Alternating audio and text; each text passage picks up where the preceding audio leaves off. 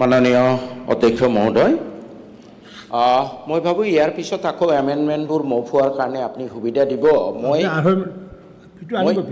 মই amendment move নকৰোঁ, kindly মোৰ সময়টো 15 মিনিট দি দিয়ক, মই একেবাৰতে শেষ কৰিম। নহয়, মই এমেণ্ডমেণ্ট মুভ নকৰোঁ অধ্যক্ষ মহোদয়, 10 মিনিট কৰি দি দিয়ক। 10 মিনিট, 2.5 মিনিটটো নহ'ব। এনিৱে এই সময় গ'লেই অলপমান। মাননীয় অধ্যক্ষ মহোদয়, এই বিলখনত যিকেইটা প্ৰভিজন আছে তাৰে বহুকেইটা প্ৰভিজনৰ প্ৰতি মোৰ 100% সমৰ্থন আছে। যেনে 1 নম্বৰ, চাইল্ড মেৰেজ বন্ধ হ'ব লাগে। 2 নম্বৰ, প্ৰনাউন্সমেণ্ট অফ ট্ৰিপল তালাক এট ওৱান গো বন্ধ হৈছে অলৰেডি নিয়মৰ যোগেদি, 100% অ'কে। লিভ ইন ৰিলেশ্যনশ্বিপৰ ক্ষেত্ৰত যিখিনি আনিছে 100% অ'কে আৰু কাৰাহে হ'ব লাগে। এতিয়া আহিলে মাষ্ট ডিবেটেড বিষয়, মেৰিজ এণ্ড ডিভ'ৰ্চ। মেৰিজৰ ক্ষেত্ৰত আজি আমাৰ সকলোৰে অলপ ভুল ধাৰণা আছে যে পলিগামী ইজ এলাউড ইন ইছলাম। মই অধ্যক্ষ মহোদয় সেইকাৰণে অলপ সময় বিচাৰিছিলোঁ। ময়ো ইমান কথা নাজানো, কিন্তু কোৰাণৰ আমাৰ আমাসকলে ভালকৈ জানে, মই অলপ পঢ়া শুনা কৰিছোঁ। কোৰাণৰ স্পেচিফিক ভাৰ্চটো হ'ল, সকলোৱে মনোযোগ দি শুনিব, মেৰি 2, 3 or 4 but restrict to 1 if you cannot do justice. আমি নৰমনিছে কোনে জাষ্টিছ কৰিব পাৰিমনে? দুগৰাকী বিয়া পাতি নৰমনিছে জাষ্টিছ কৰিব নোৱাৰিম। So' it is positive in affirmative, it is negative in affirmative way. বহু বিবাহ কোৰাণতে বন্ধ আছে, কোনো মানুহে নোৱাৰিব। কিন্তু এই ক্লজটোৰ বহুত মিছ ইণ্টাৰপ্ৰিটেশ্যন হৈছে।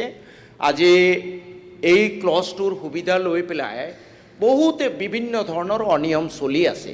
গতিকে মই ভাবোঁ আমাৰ সমাজে, আলিম উলামাসকলেও এই যে যিটো কণ্ডিশ্যন দি আছে, বা if you can't do justice নহয়েই এইটো, মই বোধহয় এইটো আমাৰ সমাজেও মানি ল'ব যদি এইটো এটা মেৰেজলৈ ৰেষ্ট্ৰিক্ট কৰা হয়। কিন্তু আমাৰ দুজনমান সদস্যই কোৱাৰ ধৰণে অলপ ব্ৰড বেছ ডিছকাশ্যন হ'ব লাগে। এতিয়া মই দুটামান কথালৈ আহিছোঁ। কোৰাণ ইজ দ্য মেইন থিং। কোনো চৰিয়া ফৰিয়া এক্ট এইবোৰ বাদ দিয়ক না। কোৰাণৰ ডাইৰেক্টলি কোৰাণত যিখিনি আছে সেইখিনি ভায়লেট হ'ব নালাগে।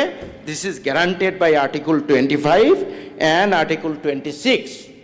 এতিয়া এই আইনখন মই পঢ়ি চাইছোঁ, ইয়াত ছেকশ্যন 3(1)D দ্বাৰা কোৰাণক ভায়লেট কৰা হৈছে। মানে মই কাক বিয়া পাতিম, এজনীয়ে থাকক, কিন্তু মই কাক বিয়া পাতিম, মোৰ চাচাৰ ছোৱালী, মোৰ মাহীৰ ছোৱালী, এইটো কোৰাণত ক্লিয়াৰলি আছে।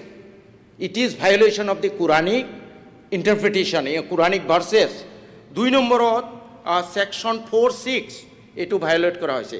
ছেকশ্যন 7(2)D এইটো ভায়লেট কৰা হৈছে। সেইকাৰণে মই কৈছিলোঁ যে চিৰিয়েল নাম্বাৰ, শ্বিডিউলৰ চিৰিয়েল নাম্বাৰ 34, 35, 36, 37 আৰু 34, 35, 36, 37 লিষ্ট 1 আৰু 2ৰ পৰা ডিলিট কৰিব লাগে।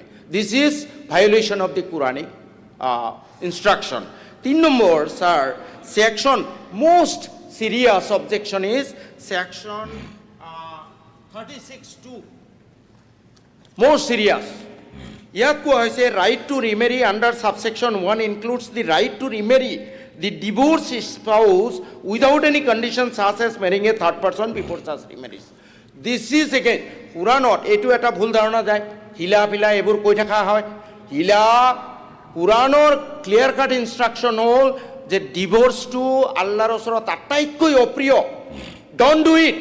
আৰু যদি কৰা তুমি ৰিমেৰিজ কৰিব নোৱাৰা। নৰ্মেলি কাৰোবাৰ লগত যদি বিয়া হয়, নৰ্মেলি যদি ডিভোৰ্চ হয়, তেতিয়াহ'লে যদি আকৌ বিচৰা তেতিয়াহ'লে হ'ব পাৰে। মানে সেই মানুহজনে আঘাত পাব লাগিব ডিভোৰ্চ কৰি পেলাই, যে মই আৰু ছেকেণ্ড টাইম ল'ব নোৱাৰোঁ, লেট হিম ছাফাৰ। কিন্তু ইয়াতে ৰিমেৰিজ, ডাইভোৰ্চ কৰা ৱাইফক ৰিমেৰিজ এলাউ কৰা হৈছে। This is clear violation of the Quranic verses. Sir, আমাৰ পীযুষ হাজৰিকা ডাঙৰীয়াই 44ৰ কথা ক'লে, আমাৰ ডিপ্লু ৰঞ্জন ডাঙৰীয়াই মেণ্ডেটৰ কথা ক'লে। মেণ্ডেট যিয়ে নহওক, you cannot override this book, আপোনালোকে দেখুৱাই আছিলে। This is and the difference between fundamental right and directive principle. I think all honorable MLA should study. Fundamental right is justiciable. and directive principle is not justiciable. What has been written in fundamental rights? It is said, all persons are, Article 25, all persons are equally entitled to freedom of conscience and the right freely to profess, practice and propagate religion. Restrict to one marriage. But how this government can interfere with my practice and propagating religion?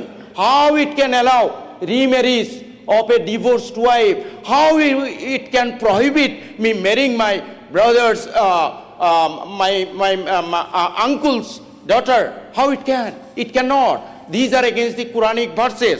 গতিকে মাননীয় অধ্যক্ষ মহোদয়, এই যে যেটো মই 100% মই ভাবিছিলো ইউনিফর্ম সিভিল কোডটো মই সাপোর্ট কৰিম, এটো it will be restricted to one marriage. That was a very good intention.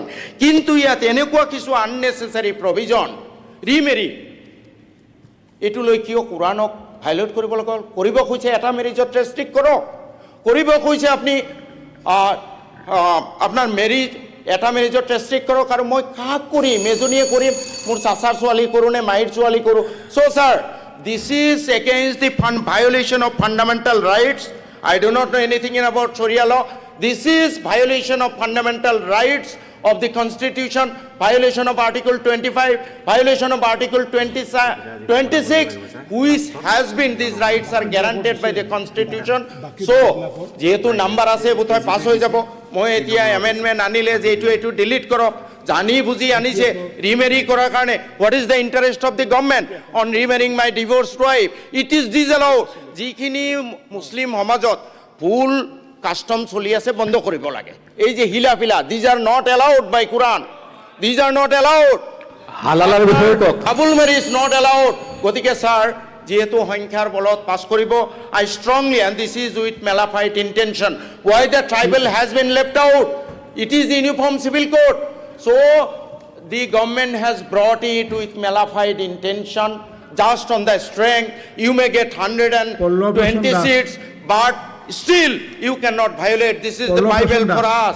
So in protest against this political malafide intention, I do walk out, sir. Thank you.